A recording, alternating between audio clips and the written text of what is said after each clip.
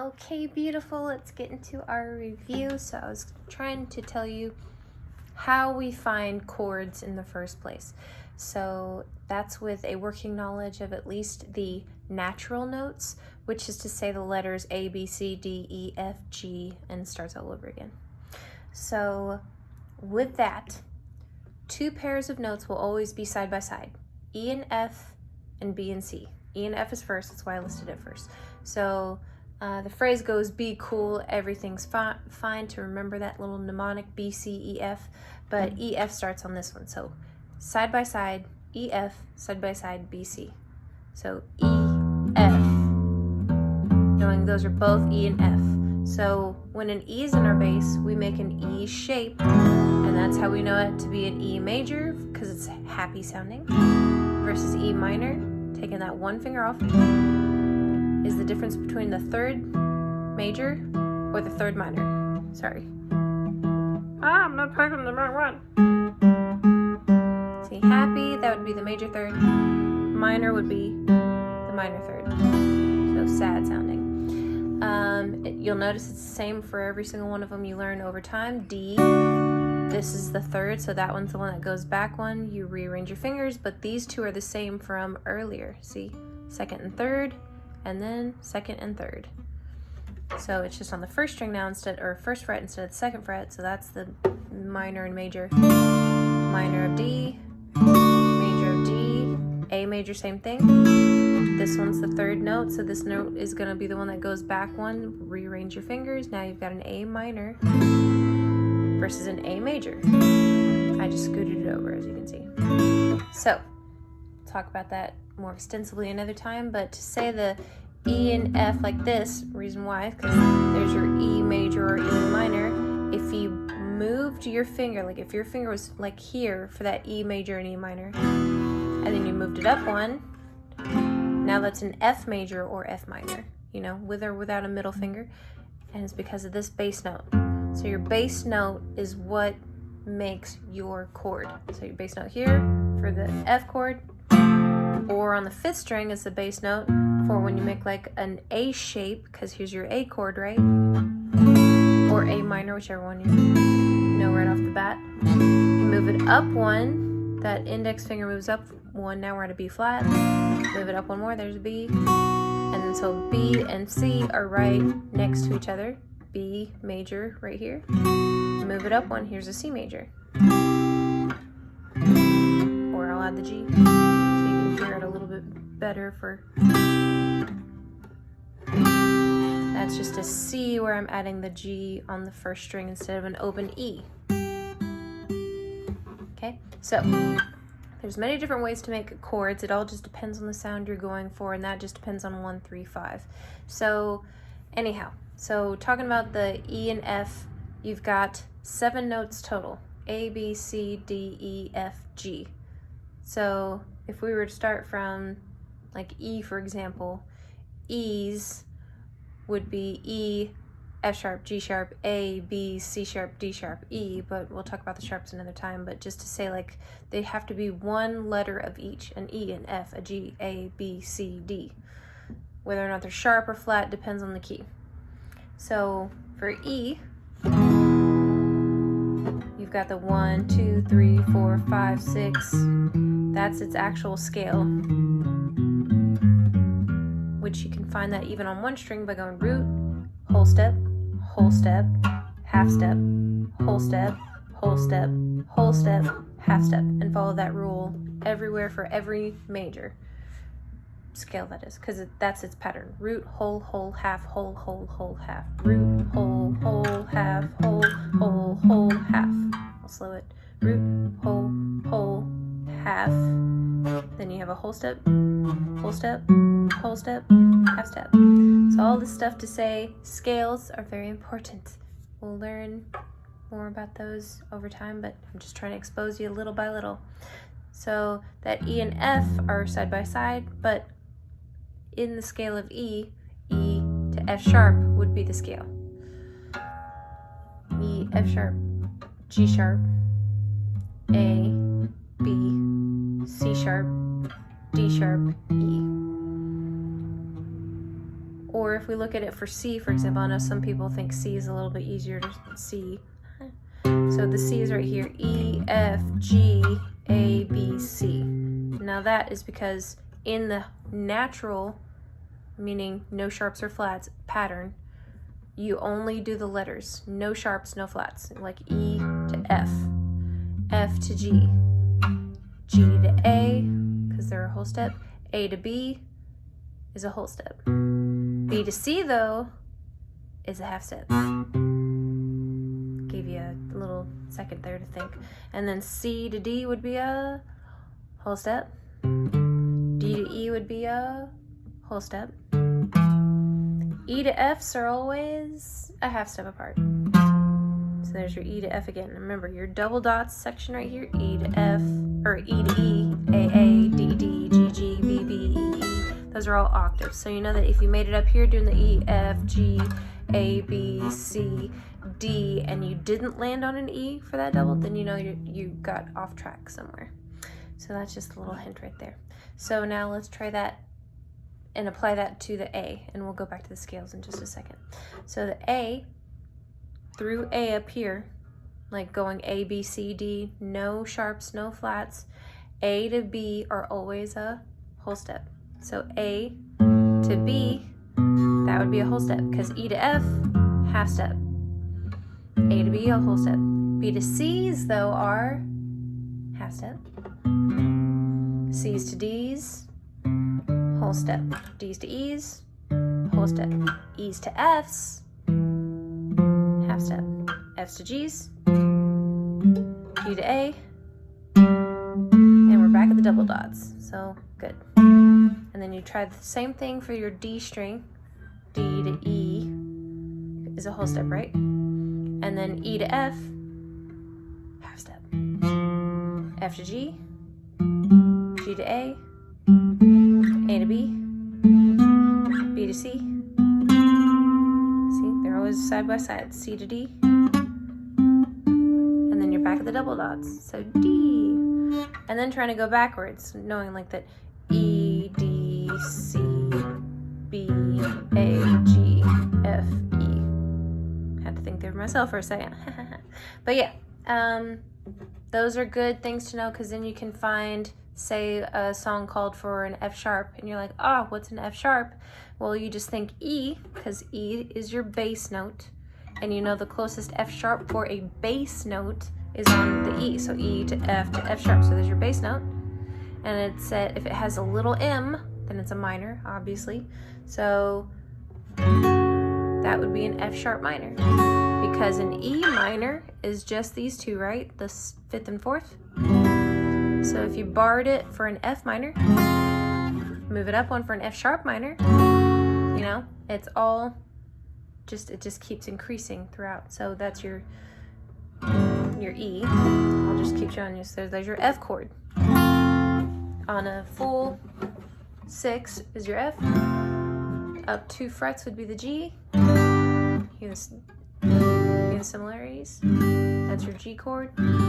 Okay, so G up to A would be the 5th fret. See? There's your A open, A on the 5th fret. Here's your B. Here's your B down here. Back to B up here. This is your C. Here's your C. This is also a C. This is also a C. Oh, I can't do that one so easily. Anyhow, so that was a C. And then you got your D right here on your 10th fret. So there's your D. Open. There's your D on the 5th. There's your D on the open, you know, just so you can see how it's good to try to practice multiple different places for them. So you can kind of see, like, because that was, like I said, that was my C. So earlier for the A chord, that's your bass note for your A chord. So if you bar it, now it's a B flat or an A sharp. And you bar it one more, there's your B, because that was your opened A to B as the whole step. Move it up one, there's your C. So 3rd fret of the 5th string is your C chord. 5th fret would be your D chord. 7th would be your E. 8th would be your F. See? And then your G is right here. There's your G. There's your G. There's your G. We'll talk about those another time. So, yeah, you can see there's lots of reasons why learning that is to your advantage, especially when you're trying to find like an E flat, and you know that E flat means it's supposed to be lower. Like flats go lower, sharps go higher. Sharps are this way, flats are this way. So if E flat, and this is your lowest, you can't get any flatter, so you have to go to the next string because it's your A, there's your B, there's your C, there's your D. So you could go back one more, and there's an E flat right there. Or not an E flat, E flat, sorry, my bad. So 7th fret to 6th fret, there's your closest E flat. Or you do this one down here, that's also an E flat. But I personally like to do the bar chord ones easier, like this on the 5th fret. It's just a little easier to make than the ones with the D shape. Okay, so now getting back to scales, just to give you the full circle of what I started off in the beginning of, like E, F, G, A, or sorry, I'll do the scale. E, F, F sharp, G sharp, A, B, C sharp, D sharp, E. Knowing that's the scale of root, whole, whole, half, whole, whole, whole, half, you can make your chords from knowing those scales. Meaning you'll know all the chords that go with that E scale after you map it out of root, whole, whole, half, whole, whole, whole, half. Because 1, 4, and 5s are always major chords in Ionian mode, that is. And then 2, 3s, and 6s are always minors. 7s are always diminished, but 7s are rarely used. So for example, with E, 1, 4, and 5 would be an E, an A, and a B. That's very bluesy because that's usually E, F, G, A, and B. So 1, 4, 5. 1, 4, 5s are always major. So E, A, and B. You already know will always go together in whatever order, in whatever fashion. You could even start on the A to the B to the D. Or you could start on the B to the D to the A. You know, it doesn't matter. It just throws people off when you land on different unexpected chords. Anyhow, okay. So the 2, 3, and 6 are always minor. So that's your 1. Your 2 is right here. 1, 2, 3, 4, 5. 1, 2. 2, 3, and 6 are always minor. So you know it's going to be a minor shape with this one being your bass note. So if this is your bass note, you know it's going to be an E shape. So you bar that because you need that bass note. And then you make the E minor shape. Obviously this would be E minor, this would be F minor, moving it up one more, F sharp minor. So 1, 2, 3. So the 3 is also a minor chord, so you just essentially move this up 2. 1, 2, 3, 4, and I said 4 and 5s are always major, so 1 is major, 2 is minor, 3 is minor, 4 is right here, major, 5 is right here, major, 6 is minor, which is a whole step, because root, whole, whole, half, whole, whole, so there's your 6. It's going to be a minor because 2, 3s, and 6s are always minor. And then your 7 is diminished, which will look like this. And you just play 4 strings, unfortunately. And then you go back to your root. Or you can do an E up here if you wanted. Instead of the low E, you know what I mean? Okay, anyhow, that's just really some intricate stuff that I'm trying to get across. At least insert it into your brain at the very beginning of understanding all this stuff and what I'm trying to convey. And you can find that same pattern down the fret as well as going up the frets. Like down, like, you know, down the strings of the same frets or up the frets. So obviously I did the E this way and the E this way. And you can form those same chords. 1, 2, 3, 4 is your A, 5 is your B, Or you could do a B7. And then you got a C sharp, would be a minor, and then you'd have this one. Oh wait. Oh, it'd be this. Yep. And then back to the E again for the full reversal. So I'm just showing you. I'm not expecting you to be able to do those yet. It's like a little, in case you wanted to know, and it's like this. You don't have to bar anything. It's just these 4 strings. So it's like you're making a D, but on the string above where you'd normally make a D. So up 1, and then this one back just 1 fret. So that's a diminished, what it looks like on the 5th string. What it looks like on the 6th string would be like that one. But if you want the exact same one, it'd be like this one. See?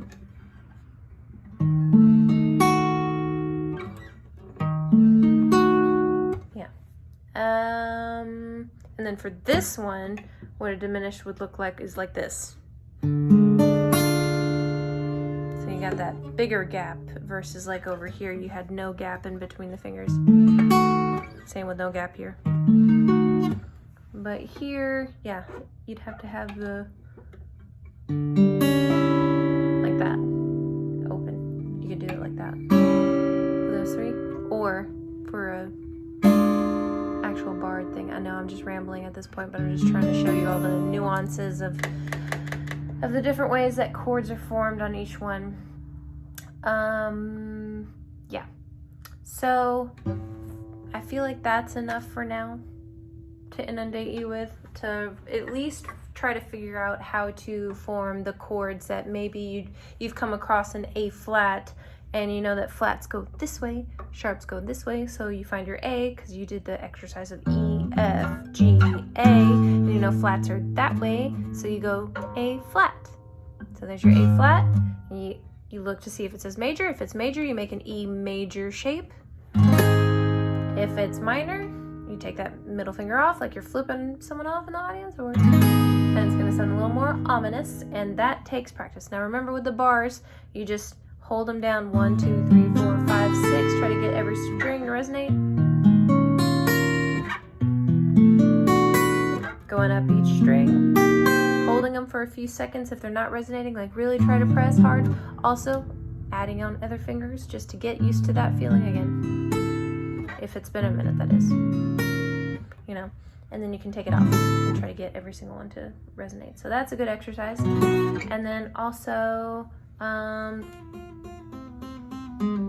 that'll be good for more hammer-on exercises, like whenever we're doing like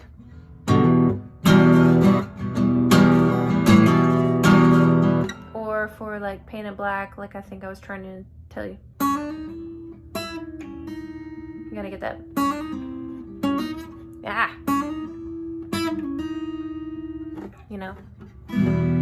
So it's good to practice like hammer-ons, the phantom exercise. Just while you're watching TV, you know. And then middle finger for this one.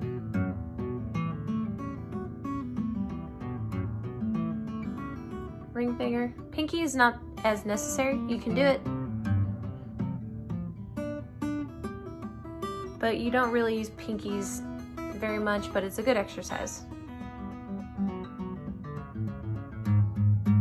Just to get it used to hammering on. And then, yeah, I think that's good enough. I hope it's not too boring for you. But, okay, I will see you hopefully next week. All right, I hope you're having a good weekend. Bye!